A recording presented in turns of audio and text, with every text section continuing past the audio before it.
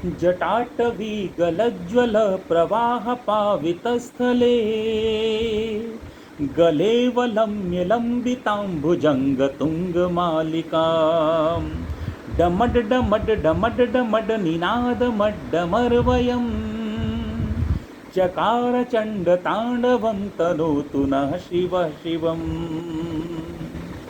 धराधरेन्द्र नन्दिनी विलास बन्धु बन्धुर स्फुरद्दिगन्त सन्तति प्रमोदमान मानसे कृपा कटाक्ष धोरिणी निरुद्ध धुर्धरापदी क्वचिद्दिगम्बरे मनो विनोदमेतु वस्तुनि। ओम नमः शिवाय नमः शिवाय नमः शिवाय। विजयदशमी पर्व की आपको हार्दिक शुभकामनाएं। त्रास मिटे हर जीवन से वह मंत्र फूकना है हमको, पांडव जीते कौरव दल को 5 जन्य फूकना है हमको। एक बार फिर आपका सभी का हार्दिक स्वागत है शिव महापुराण में। और शिव महापुराण में आज हम 28वां अध्याय करेंगे। पार्वती जी का परमेश्वर शिव की महत्ता का प्रतिपादन करना, रोष पूर्वक जटिल ब्राह्मण को फटकारना, सखी द्वारा उन्हें फिर से बोलने से रोकना, भगवान शिव का उन्हें प्रत्यक्ष दर्शन दे अपने साथ चलने के लिए कहना। बोल शंकर महादेव की जय। पार्वती वाचा, पार्वती बोली, बाबा जी अब तक तो मैंने यह समझा था कि आप कोई दूसरे ज्ञानी महात्मा आ गए हैं, परंतु अब सब ज्ञात हो गया है, आपकी कलई खुल गई। आपसे क्या कहूँ, विशेषतया उस दशा में जब आप अवध्य ब्राह्मण हैं। ब्राह्मण देवता, आपने जो कुछ कहा है वह सब कुछ मुझे ज्ञात है, परंतु वह सब झूठा ही है, सत्य कुछ नहीं। आपने कहा था कि मैं शिव को जानता हूँ।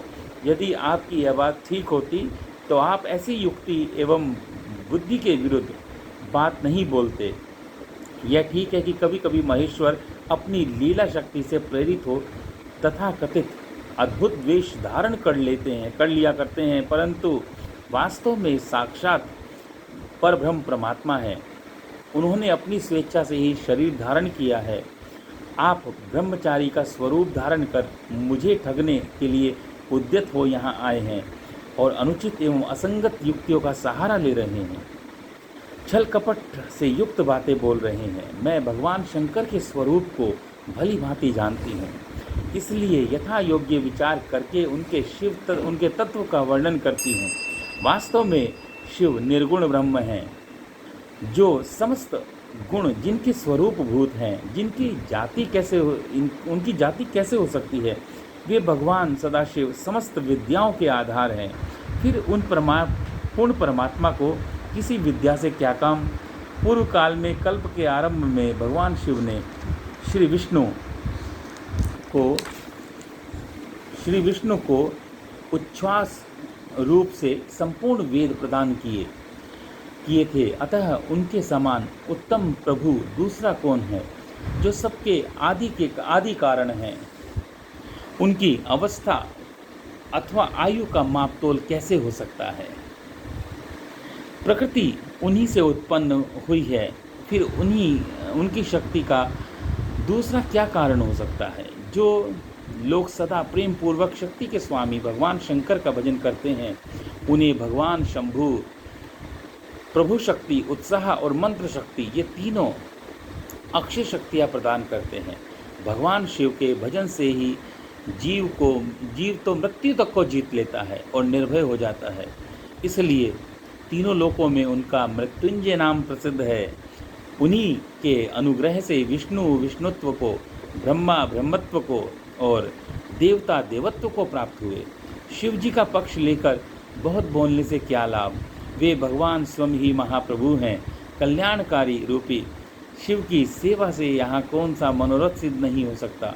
उन महादेव जी के पास किस बात की कमी है, जो वे भगवान सदाशिव मुझे पाने की इच्छा करें।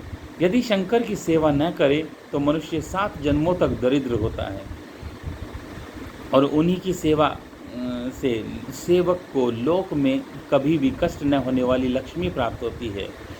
जिनके सामने 8 सिद्धियां नित्य आकर सिर नीचा किए इस इच्छा से नृत्य करती हैं कि वे भगवान हम पर संतुष्ट हो जाएं।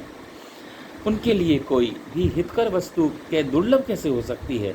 यद्यपि यहाँ मांगलिक कही जाने वाली वस्तुएं शंकर का सेवन नहीं करती, तथापि उनके स्मरण मात्र से ही सबका मंगल हो जाता है। बोल शंकर भगवान की जय। जिनकी पूजा के प्रभाव से उपासक संपूर्ण कामनाएं सिद्ध हो जाती हैं, सदा निर्विकार रहने वाले उन परमात्मा शिव में विकार कहाँ से आ सकता है।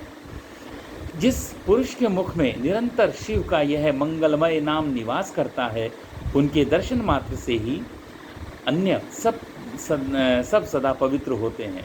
जैसा कि आपने कहा है, वे चिता की भस्म लगाए रहते हैं, परंतु यदि उनका लगाया हुआ भस्म अपवित्र होता है तो उनके शरीर से झड़कर गिरे हुए उस भस्म को देवता लोग अपने सिर पर धारण कैसे करते हैं। बहुत खूब, बहुत खूब, बहुत ही सुंदर, अति सुंदर। अतः शिव के अंगों के स्पर्श से अपवित्र वस्तु भी पवित्र हो जाती है। जो महादेव सगुण होकर तीनों लोकों के कर्ता, भर्ता और हर्ता होते हैं तथा निर्गुण रूप में शिव कहलाते हैं, वे बुद्धि के द्वारा पूर्ण रूप से कैसे जाने जा सकते हैं। पर ब्रह्मा परमात्मा शिव का जो निर्गुण रूप है, उसे आप जैसे बहिर्मुख लोग कैसे जान सकते हैं। जो दुराचारी और पापी हैं, वे देवताओं से बहिष्कृत हो जाते हैं। ऐसे लोग निर्गुण शिव के तत्व को नहीं जानते। जो शिव के तत्व को नहीं जानते, वह शिव के तत्व को न जानने के कारण यहाँ शिव की निंदा करते हैं। उसके जन्म भर का सारा संचित पुण्य भस्म हो जाता है। आपने जो यहाँ अमित तेजस्वी महादेव की निंदा की है, उससे मुझ पाप की भागिनी होना पड़ा है। शिवद्रोही को देखकर वस्त्र सहित स्नान करना चाहिए। शिवद्रोही का दर्शन हो जाने पर प्रायश्चित करना चाहिए। इतना कहकर पार्वती जी उस ब्राह्मण पर अधिक रुष्ट होकर बोली, अरे रे दुष्ट, तूने कहा था मैं शंकर को जानता हूँ, परंतु निश्चय ही तूने सनातन शिव को नहीं जाना। भगवान रुद्र को तू जैसा कहता है वे वैसे ही क्यों ना हो, उनके जैसे भी बहुसंख्यक रूप क्यों ना हो, सत्पुरुषों के प्रियतम नित्य निर्विकार वे भगवान शिव ही मेरे अभिष्टतम देव हैं।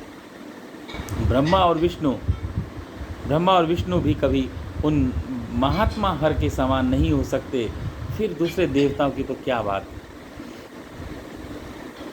क्योंकि वे सदैव काल के अधीन हैं। इस प्रकार अपनी शुद्ध बुद्धि से तत्व विचार कर मैं शिव के लिए वन में आकर बड़ी भारी तपस्या कर रही हूँ।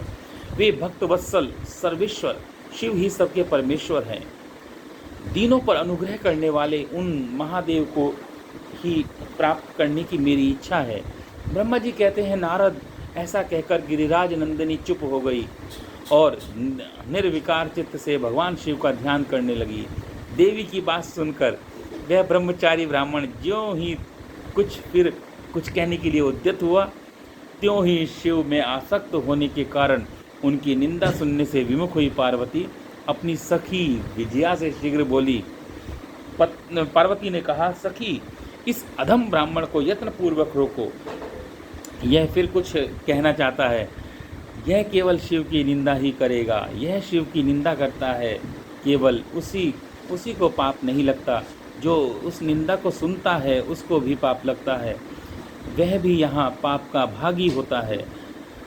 कहते हैं, न केवलम भवेत पापम निंदा कर्तु शिवस्य ही, यो वै शृणोति ता निंदा पाप भाक स भवेदिहि। कहते हैं, जो निंदा सुनता है उसको भी पाप लगता है, वह भी यहाँ पाप का भागी होता है। भगवान शिव के उपासकों को चाहिए कि वे शिव की निंदा करने वालों का सर्वथा वध करे। यदि वह ब्राह्मण हो तो उसे अवश्य ही त्याग दे और स्वयं के उस निंदा के स्थान पर शीघ्र चले जाएं। यह दुष्ट ब्राह्मण फिर शिव की निंदा करेगा। ब्राह्मण होने के कारण यह वध्य तो है नहीं, अतः त्याग देने योग्य है। किसी तरह भी इसका मुंह नहीं देखना चाहिए। इस स्थान को छोड़कर हम लोग आज ही किसी दूसरे स्थान में शीघ्र चले जाएंगे, जिससे फिर इस अज्ञानी के साथ बात करने का अवसर ही ना मिले। ब्रह्मा जी कहते हैं, नारद, ऐसा कहकर उमा ने ज्यों ही अन्यत्र जाने के लिए पैर उठाया, त्यों ही भगवान शिव ने अपने साक्षात रूप स्वरूप में प्रकट हो प्रिया पार्वती का हाथ पकड़ लिया। बोल शंकर भगवान की जय।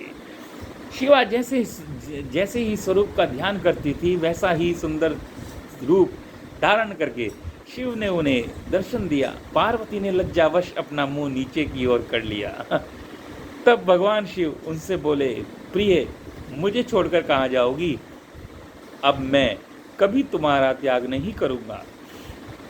मैं प्रसन्न हूँ, वर मांगो। प्रसन्न हूँ, वर मांगो। मुझे तुम्हारे लिए कुछ भी अदेय नहीं है। देवी, आज से मैं तपस्या के मोल खरीदा हुआ तुम्हारा दास हूँ। बोल शंकर भगवान, शंकर भगवान की जय, दीनों के नाथ की जय।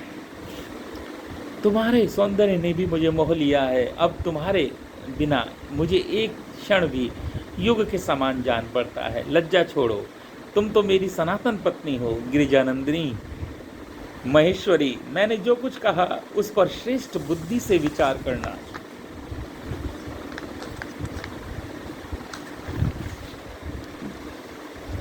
सुस्थिर चित्त वाली पार्वती, मैंने नाना प्रकार से तुम्हारी बारंबार परीक्षा ली।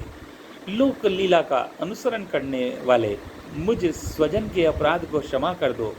शिवे, तीनों लोकों में तुम्हारी जैसी अनुरागिणी मुझे दूसरी कोई नहीं दिखती। मैं सर्वथा तुम्हारे अधीन हूँ, तुम्हारी इच्छा पूर्ण हो। प्रिय, मेरे पास आओ, मेरे पास आओ। तुम मेरी पत्नी हो और मैं तुम्हारा वर हूँ। तुम्हारे साथ मैं शीघ्र ही अपने निवास स्थान उत्तम पर्वत कैलाश को चलूँगा। ब्रह्मा जी कहते हैं, देवादिदेव महादेव जी के ऐसा कहने पर पार्वती देवी आनंद मग्न हो उठी। उनका तपस्या जनित पहले का सारा कष्ट मिट गया। मुनि श्रेष्ठ सती साध्वी पार्वती की सारी थकावट दूर हो गई। उनके परिश्रम फल प्राप्त हो जाने पर प्राणी का पहले वाला सारा श्रम नष्ट हो जाता है। इति श्री रेवाखंडे रुद्र संहिता नाम तृतीय प्रकरण अध्याय 28 आज पूर्ण हुआ। शिव महासंहिता का, शिव महापुराण का। और 29वें अध्याय में अब हम करेंगे कल शिव और पार्वती की बातचीत, शिवा का पार्वती के अनुरोध को स्वीकार करना। बोल शंकर भगवान की जय। नमः शिवाय, नमः शिवाय, ओम नमः शिवाय।